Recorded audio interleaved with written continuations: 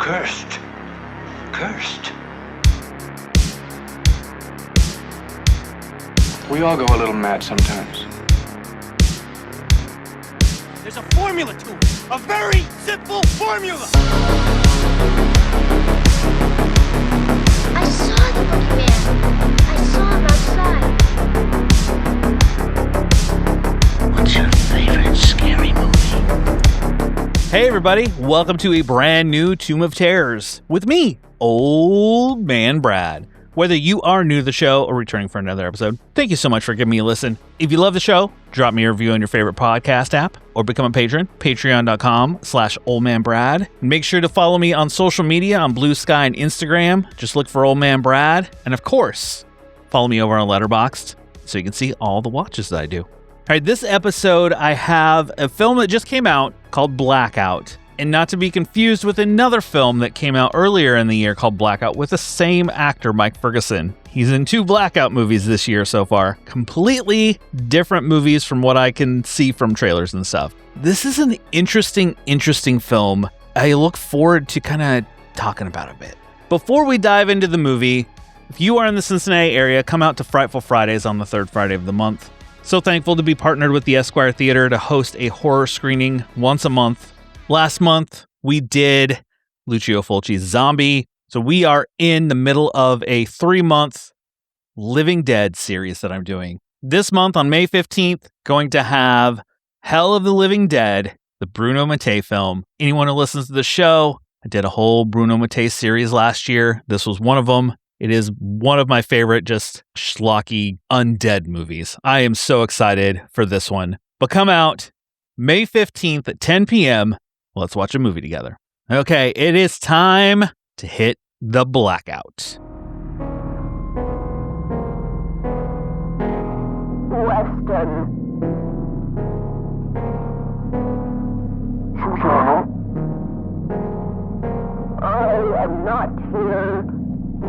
Told you. I am. I think I saw it. I am here. To guide you. After a sudden power outage, people awaken to a world cast in eternal night. Each trapped in their own isolated version of reality, soon they are confronted by mysterious figures known as the Ushers, who claim they can lead them to a place where a final, irreversible choice must be made. Written and directed by Shane Aquino, this stars Mike Ferguson, Riley Ryan, Tawana Barnett, Ashley Davidson, and many others. I will say going into this film, I knew really not much about it. I watched part of a trailer. I shut it off because I didn't want to be influenced by it. I loved the tone of the trailer, the way it started out, and I was like, all right, I'm all in for this. I need to see this film. Let's go. After watching it, I was kind of mixed on it. I was like, oh my gosh, there's so much of this that I absolutely love, and I'll dive into that. And then there are other pieces where I'm like, did I like it? Did I not like it? I don't know. I kind of had a mixed feelings on it, but I've been sitting with it for a few days now. Ultimately, I really did like this movie because of the Usher characters in it. And I'll kind of explain more with that. I don't think I'm going to spoil anything. There's these characters that have to make choices, but I won't spoil the choices they make and who some of the characters they interact with, because that will kind of spoil how this goes. So I'm going to keep it on the less spoiler side, which I always do. And I'll let you know if I do hit those. So this film, very stylized, very much kind of it almost feels experimental in the way that it's executed. I dug the way that they did that. There are a lot of like analog kind of sounds, imagery on the screen. Think, really old computer, really old, kind of like the old computer voice that you would get. Like if you type it in, back in the War Games movie days where you get that very robotic and analog computer voice.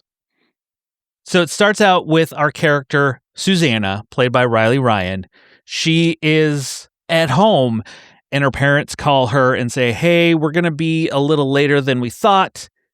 You know, we'll be home soon. Everything okay? And she's like, yeah. And then the power goes out. There is a blackout, how the movie is, which I said at the beginning, there are 2 Blackout movies with Mike Ferguson in them. One that came out earlier in the year, which is more of an action thriller drama from what I saw of the trailer. And this one, both named Blackout, coming out this year, which was kind of odd. So it took a little looking when I was logging the film and everything else because of same actors. Tawana Barrett is also in the other Blackout movie. So it kind of really threw me off. But anyway, so when you're watching or looking for it, look for the one with Riley Ryan, directed by Shane Aquino. That's the one you want. Because I'm going to tell you that, you know, I highly recommend it for the style. But okay, let's jump back. Riley's home by herself, or Susanna's home by herself. Parents call, and then there's a blackout.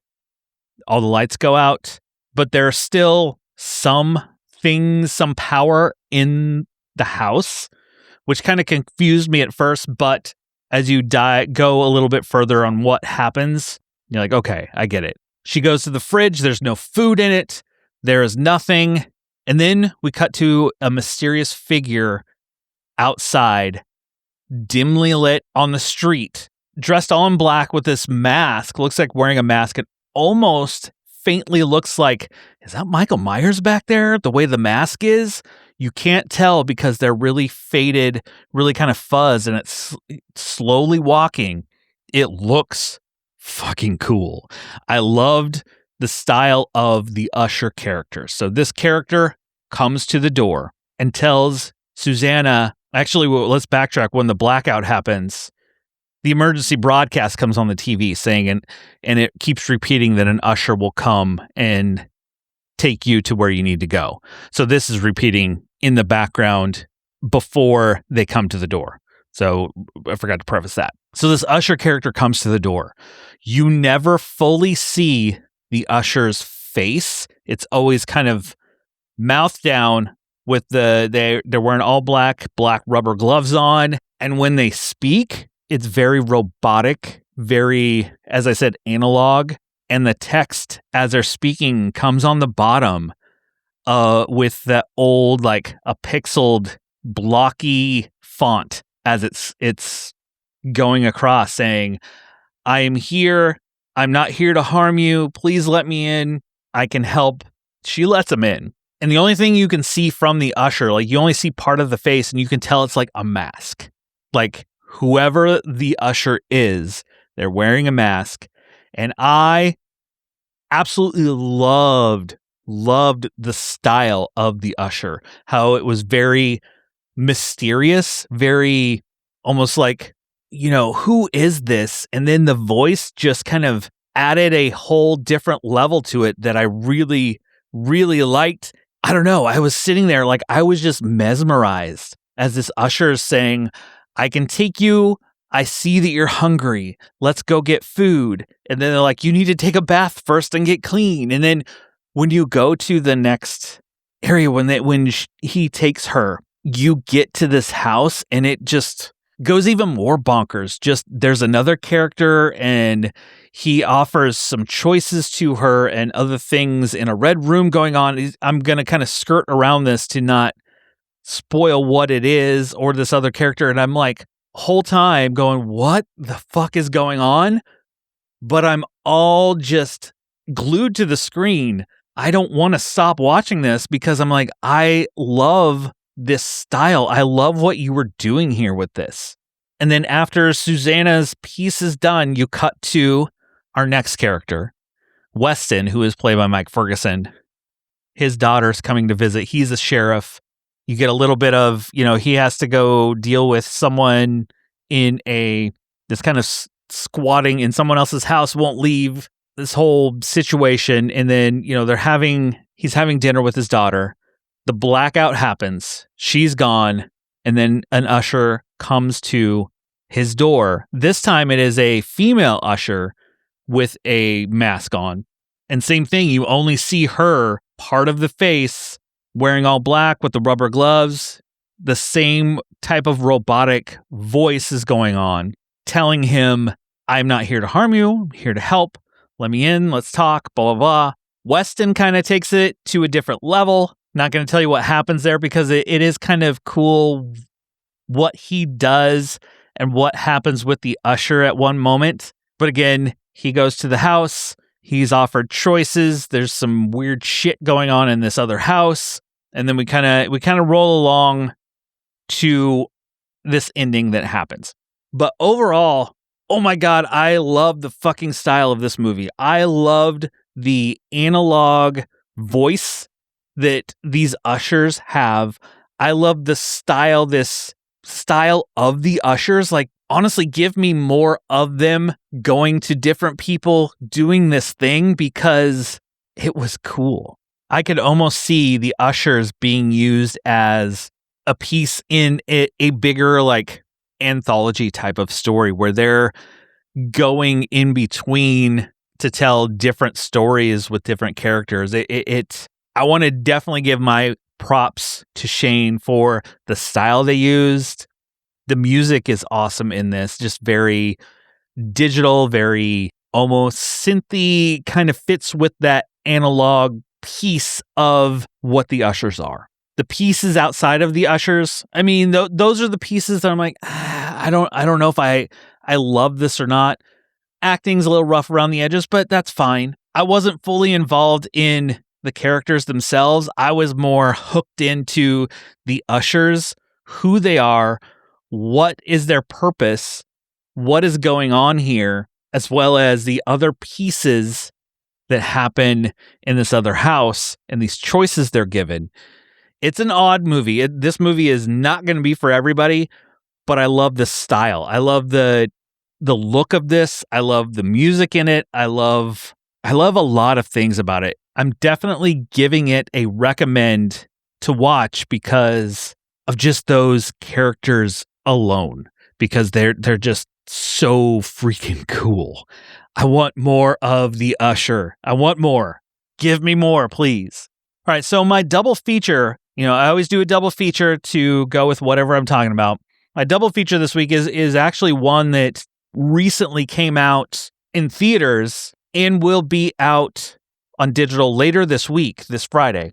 And that is Buffet Infinity. It is another experimental, just crazy, crazy film. I think they would play very, very well together.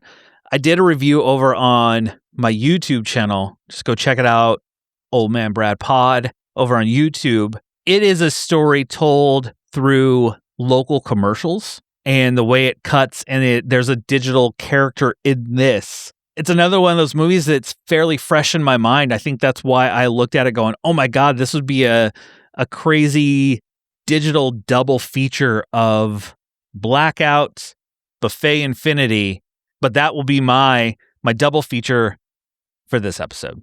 Well, that will do it for this episode of Tomb of Terrors. Thank you so much for giving me a listen. If you love the show, just make sure you subscribe so you don't miss any episode, whether it's these short reviews, interviews I do, verses that I do with my wife, Tales from Tubi, or The Year of Nashi. Recently just came out with an episode, Vengeance of the Zombies, with Jason from History of Bad Ideas. Later this month, I will be talking with my good friend Drew from the Real Feels podcast. We are going to be talking Horror Rises from the Tomb, which was actually one of my first Paul Nashi movies I ever saw. Kind of got me into this whole venture originally. But just make sure you subscribe and you'll never miss any of that. I'll be back soon with a brand new episode. Just snuggle up in that blanket, turn off the lights, because it's okay to be scared. We'll talk to you later, everybody.